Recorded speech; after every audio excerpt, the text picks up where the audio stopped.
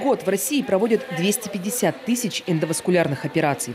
Для пациентов с заболеваниями сердечно-сосудистой системы это решение многих проблем. Во-первых, нет большой потери крови, а значит и восстановительный период сокращается. Во-вторых, нет заметных шрамов.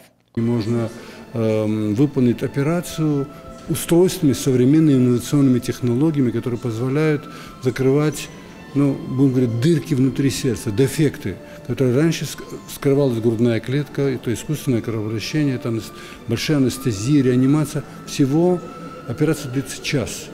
И на второй день пациент уходит домой. База Республиканского кардиологического диспансера позволяет успешно проводить такие операции. Вслед за столицей Коми подтягиваются и другие крупные города региона. В течение 3 лет уже данное направление развили в Ухте. И со следующего года закуплен ангиограф, подготовят специалисты для того, чтобы оказывать своевременную помощь в Воркуте. Таким образом, охватив максимальное количество тех пациентов, которые в этом нуждаются в первые часы заболевания. Все уникальные технологии сегодня направлены только на одно – снижение смертности от сердечно-сосудистых заболеваний. Она пока лидирует во всех медицинских отчетах.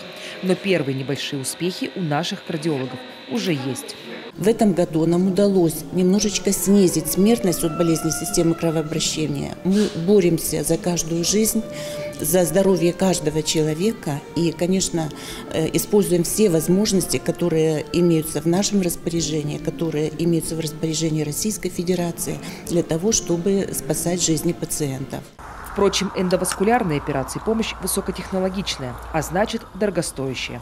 Потому медики ставку делают все же на профилактику сердечно-сосудистых недугов и пытаются заинтересовать тех, кому нужно это прежде всего – своих пациентов.